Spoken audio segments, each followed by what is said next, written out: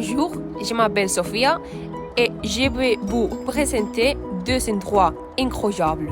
Commençons par les lieux uniques. Le lieu unique est aujourd'hui un lieu très important pour la culture française, car son objectif principal est la promotion de l'art sous toutes ses formes. En plus, il accueille chaque année un centaine de spectacles et concerts, plus de 200 expositions, près de 50 conférences et divers festivals. Le lieu unique était l'ancienne biscuiterie Lou, ouverte en 1846 dans un bâtiment au bord du canal Saint-Félix, avec une belle coupole pastel. Il reste ouvert jusqu'en 1974 et le 1er janvier 2000, il renaît.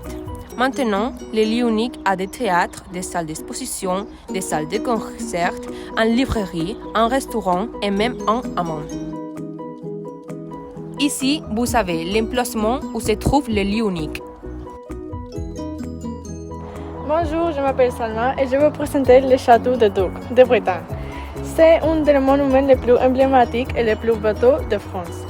Situé dans la ville de Nantes, en région Bretagne, ce château est un témoignage vivant de la riche histoire et culture de la région.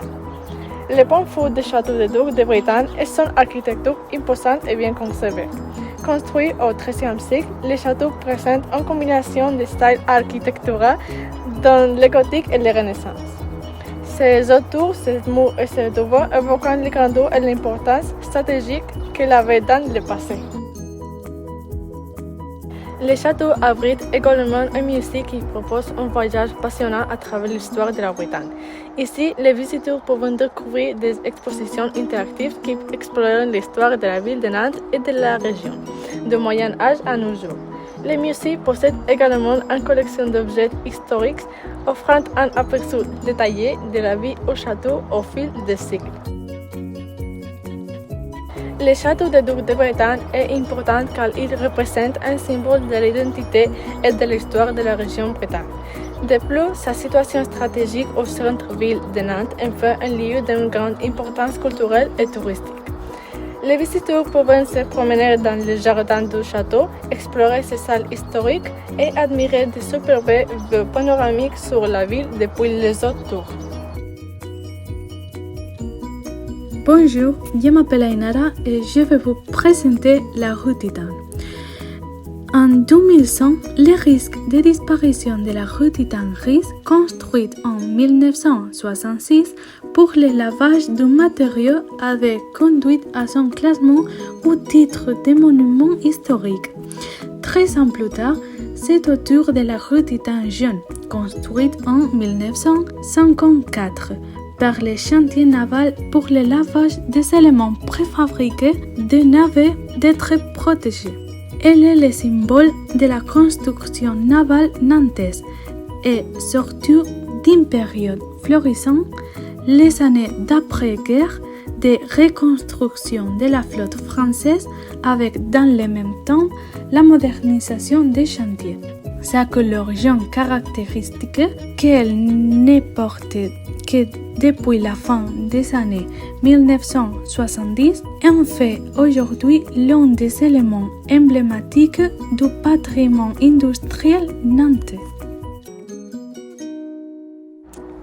D'un autre côté, nous avons le mémorial de l'abolition de l'esclavage.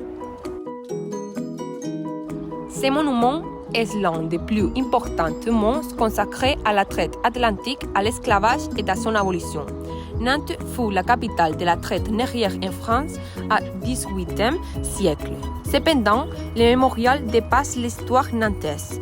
Il est porteur d'un message d'interpellation, de solidarité et fraternité pour les générations futures.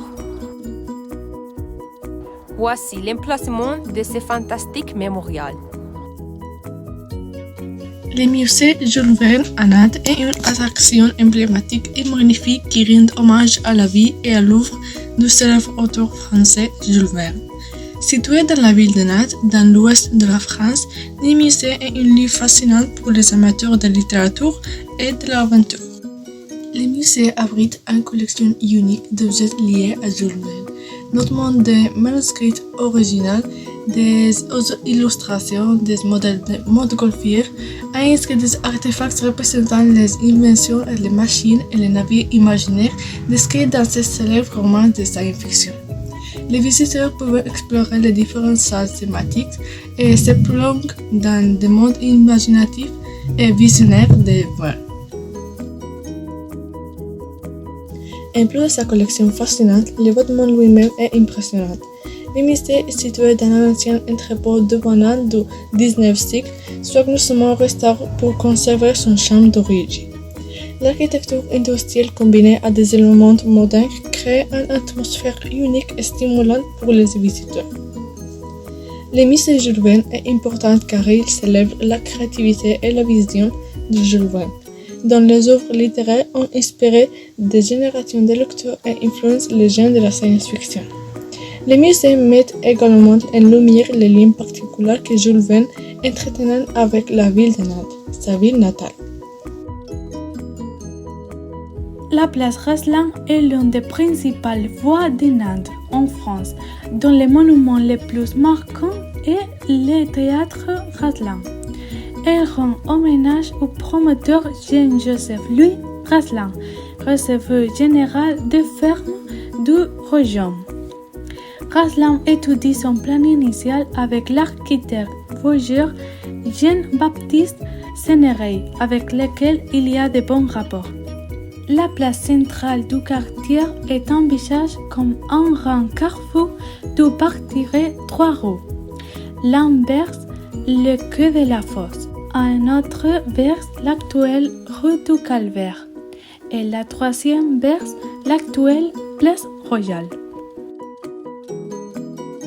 Sur son côté nord se trouvait le théâtre Raslan, où sur de la place se situait la brasserie La Cigale.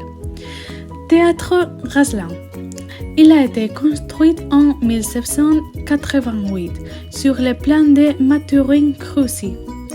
12 marches mènent au vestibule tandis que 8 colonnes corinthiennes supportent les frontons.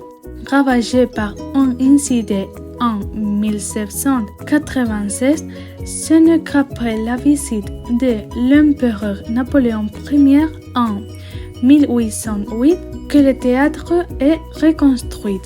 Un peu plus tard, pendant la période de la Seconde Restauration, les sculptures Dominique Molnège réalisaient les 8 mousses de style antique surplombant chaque colonne, ainsi que 2 statues de Molière et Corneille donnant sur l'escalier du nord visible depuis la place. La Cigale, située du côté sud de la place Raslan, face au théâtre du même nom, entre la rue Piron et la rue Renard, elle a été conçue par l'architecte céramiste Émile Laboudière. En 1964, la brasserie est transformée en fast-food, mais le décor reste inchangé grâce aux protections apportées par son statut de monument historique. Dans les années 1970, le restaurant fut négligé puis abandonné. Cependant, un nouveau propriétaire lui a restauré sa forme de brasserie d'origine en 1982. Durant la Seconde Guerre mondiale, Nantes a été bombardée, située à une erreur des Américains qui ont bombardé la ville. Une grande partie de Nantes a été détruite, mais la Cigale a survécu dans aucun dommage.